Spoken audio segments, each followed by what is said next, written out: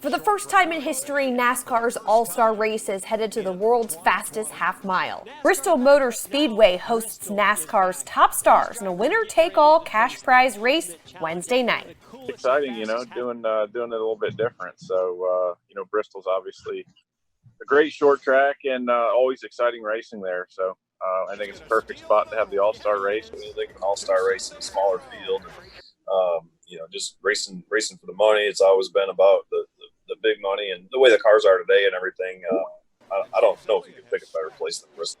The lights will shine bright at the last great Coliseum, but they'll also shine with underglow lighting beneath the drivers' machines. We're going into the Fast and the Furious, so I think maybe we can have some pre-race excitement with that. It should be pretty cool. Chaos, mayhem, and tension are in the forecast for NASCAR's All-Star race at Bristol Motor Speedway tomorrow night at 7:30 on FS1.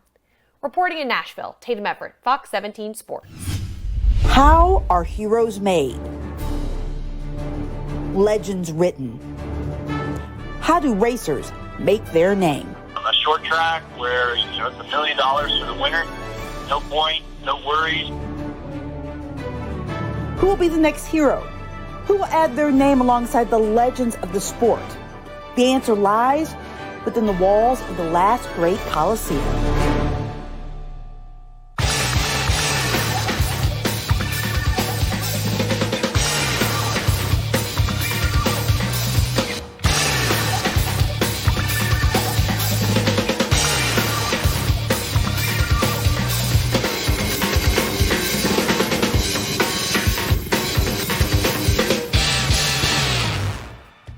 By this time tomorrow, we will have crowned our first ever All-Star champion at the Bristol Motor Speedway. It's only the second time in the history of the race it has not been run at the Charlotte Motor Speedway.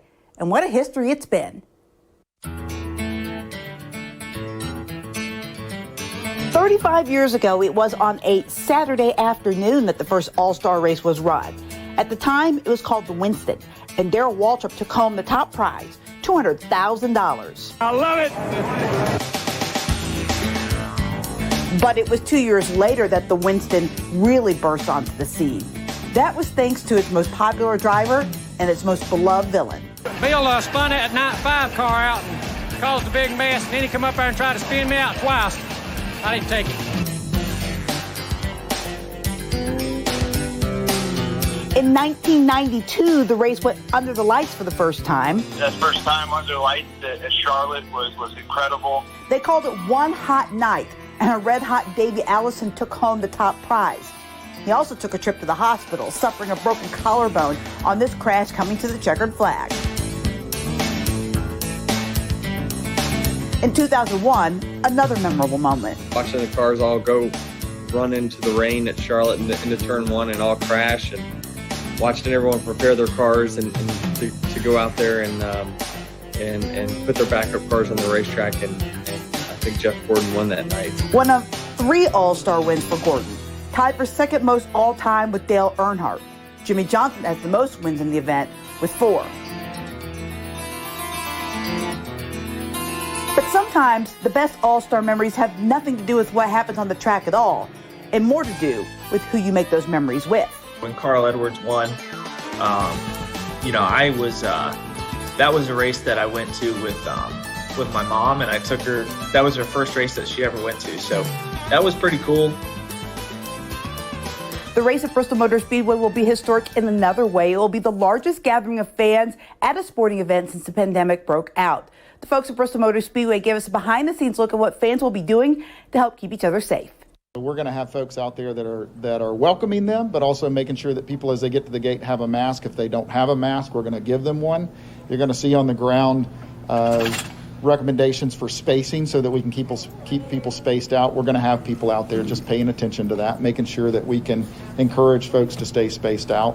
And then as you go through the ticket line, we're going to have people that are handing out hand sanitizer, again, mask if they need them. When you get to concourse level, the same thing. You walk up to a concession stand, we have those spaced out. You're going to see the fencing that's there in place to make sure we keep people distanced and keep them going in the same pattern so they don't cross paths. Not every other urinal is closed. and every other sink is closed. We'll also have bathroom attendants who will have hospital-grade disinfectant on them, just a simple spritz that continuously getting urinals, sinks, door handles, anything that you might touch. Follow the plan, follow the safety protocol. So make sure you're putting that mask on, make sure you're staying with your group and we're socially distanced from other folks. Wash your hands, make sure we're using that hand sanitizer, and then come have fun, come enjoy it.